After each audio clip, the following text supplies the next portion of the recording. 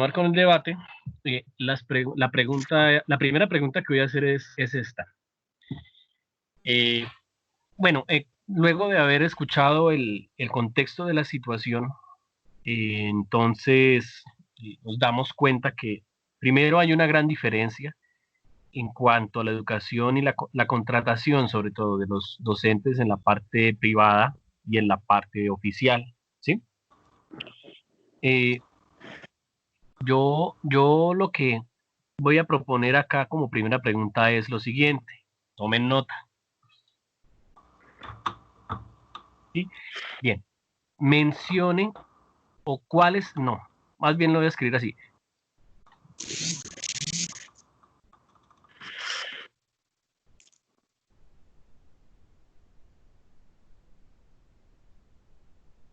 Aló. Bueno, aló, ¿me oyen? Sí, sí, es que no Sí, se le escuchaba señor. nada, profe. Qué Leslie, pena. es que ahorita escuché como si se hubiera caído una llamada. No, profe, como yo estoy por el celular, lo tengo en vibración. Lo voy a poner en total silencio. Espera un momento. Listo.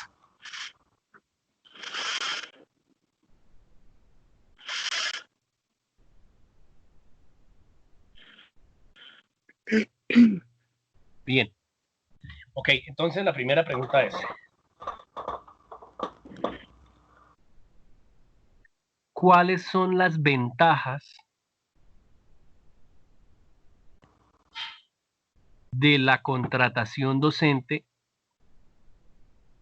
con el Estado?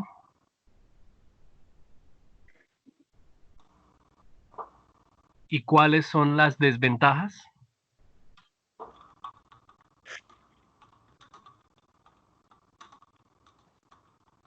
Bien, ¿quién desea iniciar?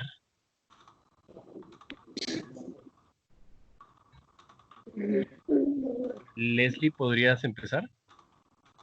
No, mejor Daniel, que Leslie acaba de hablar sobre el tema. Listo, sí, Vamos a señor. Daniel primero.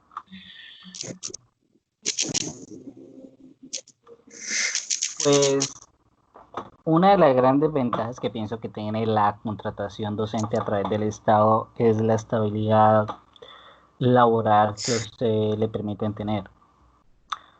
Porque una vez usted titulado, es muy factible que siempre en el mismo lugar, si no hay ningún inconveniente, ningún cambio, y la estabilidad que le brinda eso. Dos, ingresar al escalafón docente, que a usted le permite escalafonar con estudios.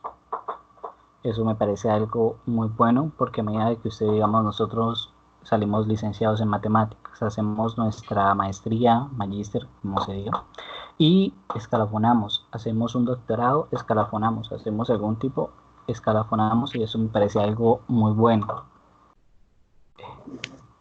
Desventajas que le veo.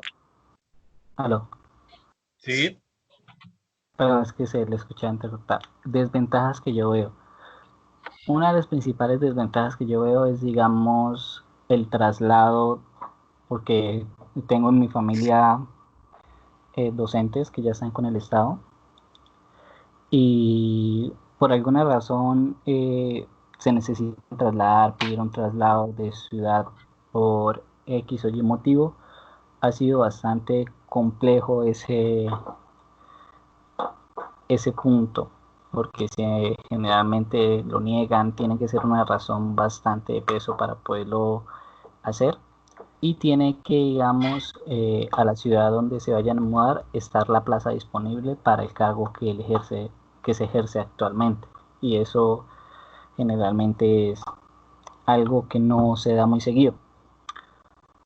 Y ya creo que son una de las pocas desventajas que le veo. Leslie. Sí, señor. Bueno, pues una de las ventajas muy grandes de ser docente con el Estado, como le decía el compañero Daniel, es la estabilidad laboral y tanto el salario, porque pues si vemos en la mayoría de colegios privados, pues no todos, los salarios no son suficientes como para cubrir el, el, el desgaste como profesional que uno le impregna a las clases, la preparación de clases, o sea, todo debe de ser en el colegio privado, tanto como en el colegio oficial, debe de haber planeaciones, reuniones extras, y esto, pues realmente con el salario del docente oficial, pues es un incentivo. En el colegio privado no. Otra es los contratos. En los colegios privados es por meses, por temporadas. En cambio, pues ya con el Estado es un contrato pues indefinido. ¿Sí? Una otra ventaja son la salud, la pensión que tienen los docentes en la seguridad laboral, la seguridad social que tienen los docentes oficiales. ¿Sí? También el tiempo vacacional que tienen los docentes oficiales también me parece una gran ventaja. Desventajas del, de la contratación con el Estado, la única que encuentro pues, realmente como sobresaliente, la que dijo también el compañero Daniel, es sobre cuando se concursa, pues toca ir a donde ellos asignen, ¿sí? Donde lo asignen a uno el ministerio. No tiene uno como la, la, la disponibilidad de escoger, sino que pues la que hayan. Tiene uno que desplazarse hacia donde lo trasladen. Entonces, pues ya para solicitar un traslado muy demorado, tiene uno que salirse de su zona de confort, prácticamente en su zona donde vive, para poder tener esta estabilidad laboral que tanto nosotros deseamos en nuestro futuro campo laboral. Bueno, bien. Profe, qué pena, ¿puedo añadir algo? Sí.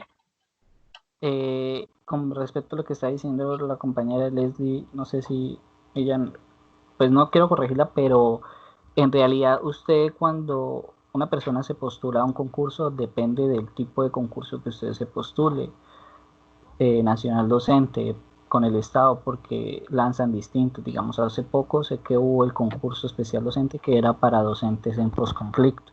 Y uno sí puede escoger la plaza, usted escoge la plaza a donde se quiere postular, porque yo como estudiante me postulé, pero no apliqué, porque uno, y depende, todo concurso tiene distintas condiciones para el postulante. Entonces usted escoge la plaza. Lo que pasa es que cuando logra la plaza, ya después usted pedir un traslado, digamos, yo me postulé para una vereda, logré llegar a la vereda, llevo 2, 3 años como docente en la vereda, pedir un traslado para un puesto de ciudad es bastante complicado. Eso Bien. era lo que quería añadir.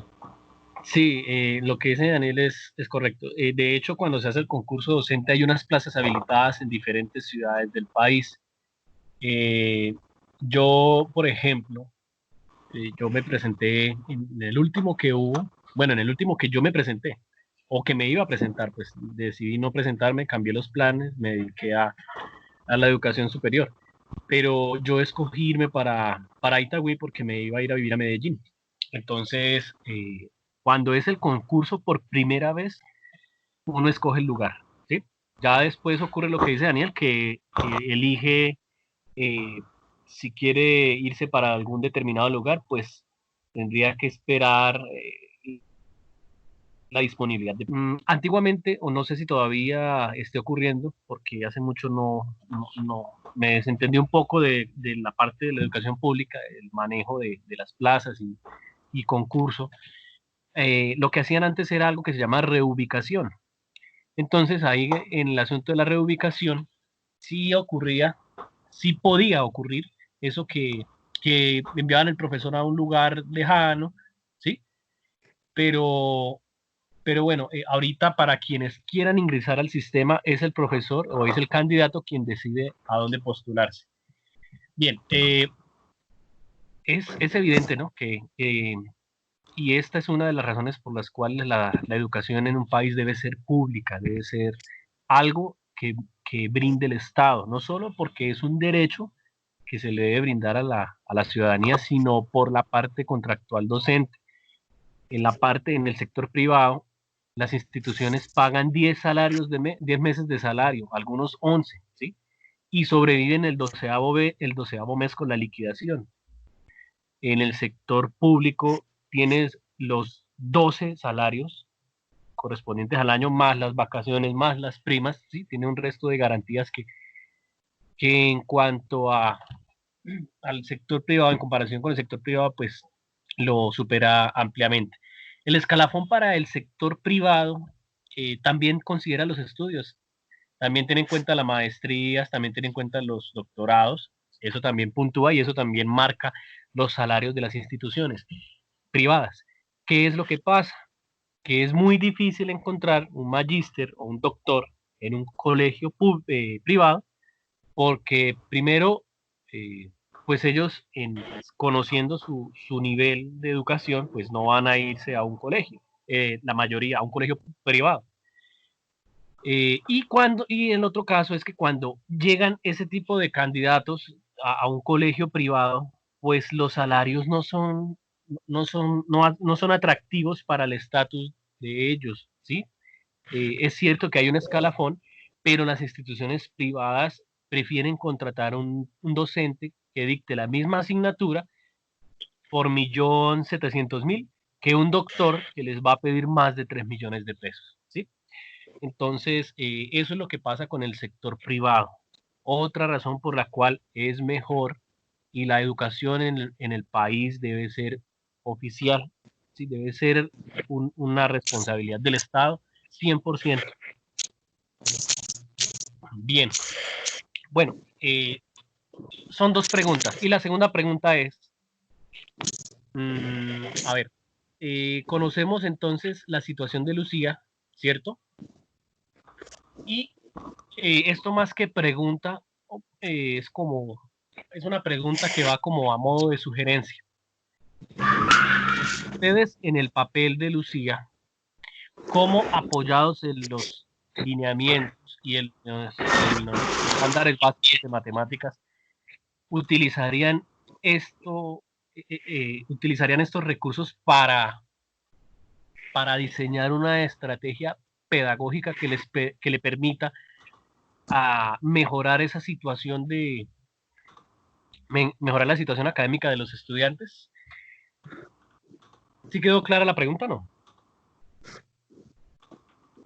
Bueno, O sea, si ustedes estuvieran en el lugar de Lucía, ¿cómo apoyados en los lineamientos y en los estándares básicos de matemáticas podrían proponer, cómo proponer o cuál sería la propuesta pedagógica para solucionar el inconveniente que está teniendo Lucía apoyados en los estándares y en los lineamientos?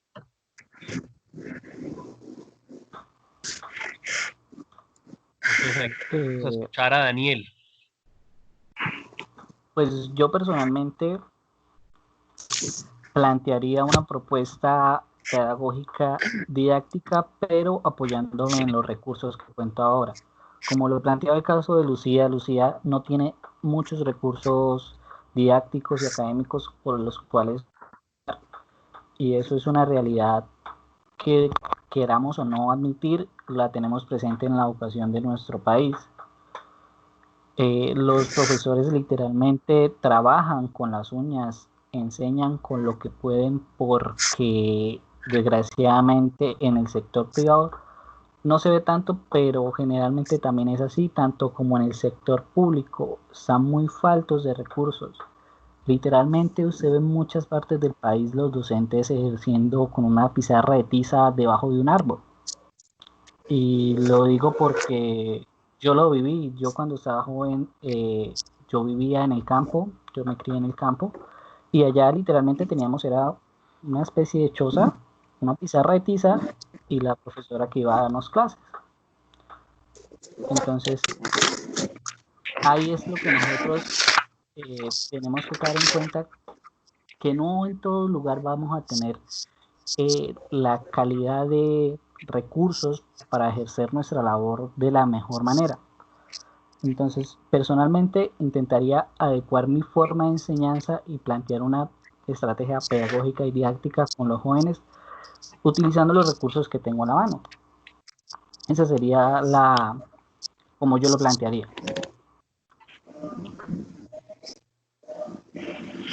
Listo.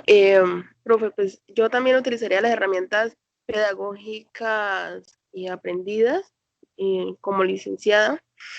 También ya hay muchas formas, muchos recursos didácticos a la mano que tenemos nosotros los docentes, incluso los de ahora, porque antiguamente era otra educación, solamente se basaba, como dice el compañero Daniel, en una pizarra, escriban y ya, miren si aprende o no aprende. En el tema específico de Lucía, que es la ubicación, se pueden hacer juegos, la ubicación, las coordenadas, se pueden hacer juegos en clase, usted cuántos pasos da hasta llegar a su casa, a dónde voltea, a la derecha, a la izquierda. Hay muchas formas de enseñar por medio de la didáctica que necesariamente no tiene que tener las grandes tecnologías a la mano para que poder que los alumnos comprendan lo que uno les quiere transmitir. Como este colegio pues es privado, no tiene pues grandes herramientas, carece de recursos digitales, nosotros como docentes debemos estar capacitados para estas situaciones, ¿sí? Entonces, mediante estas herramientas, pues nosotros debemos mejorar el contexto escolar donde se encuentra pues Lucía en este momento, ¿sí? Entonces la respuesta sería pues mediante la utilización de herramientas digitales mediante la utilización de herramientas pedagógicas y los recursos didácticos que tengamos a la mano y que nosotros como docentes tenemos para mejorar ese contexto escolar. Bien.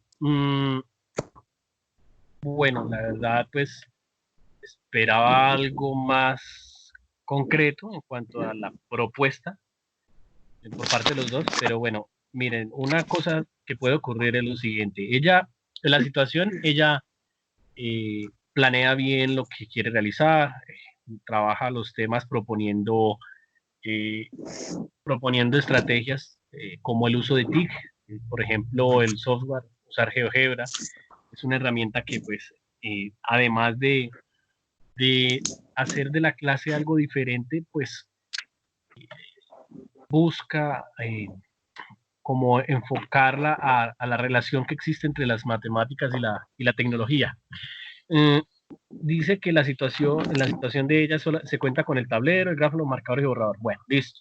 Entonces, una propuesta que podría manejar Lucía, ya que no cuenta con la parte tecnológica, ¿sí? Podría ser valerse de recursos que el entorno le pueda ofrecer a los estudiantes. ¿Qué recursos hay siempre? Hay papel, hay tijeras, hay colpón, hay hilos, hay cartón, ¿sí? Y con base en estos materiales, ella puede proponer, por ejemplo, la construcción de elementos que permitan como crear alguna herramienta que les permita, con la cual les permita a ellos trabajar los conceptos geométricos que se están proponiendo en la situación, ¿sí? Entonces, si por ejemplo está trabajando temas de coordenadas y pues ella en su propuesta quiere hacer el juego de batalla naval o un geoplano, y como no tiene GeoGebra, pues una posibilidad sería que con estos materiales, con papel o materiales reciclables, ella pueda construir ese juego, ¿sí? Pueda construir un plano, pueda construir un mapa con el cual puedan los estudiantes hacer una labor similar, pues lógicamente no sofisticada como si usara GeoGebra, pero sí una herramienta muy similar que le permita trabajar de la misma manera y obtener los mismos resultados, ¿sí? Vemos que Lucía pues utiliza bien la parte de los estándares, aquí obedece pues lo que ella propone al pensamiento espacial geométrico, eso se encuentra en los estándares básicos de matemáticas, y pues ya el asunto de la clase, esa sería como la estrategia que ella podría usar. Habíamos comentado en una ocasión anterior, creo que ayer, sí, de hecho, Javier, que la participación en estos, durante la carrera, la participación en los espacios que se dan para que uno se dé a conocer de una u otra manera, ya sea como estudiante o como investigador en los semilleros o como líder, papel de monitor, o, ¿sí? Porque la universidad brinda escenarios diferentes en donde el estudiante puede asumir diferentes roles, como participante o incluso como líder, porque los monitores en cierto modo son líderes que ayudan a la gestión educativa de los demás integrantes del plantel educativo.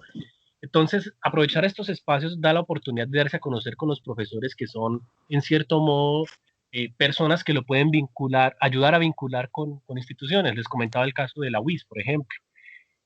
A mí en varias ocasiones me llamaron de la UIS para decir que necesitaban profesor de tal lado.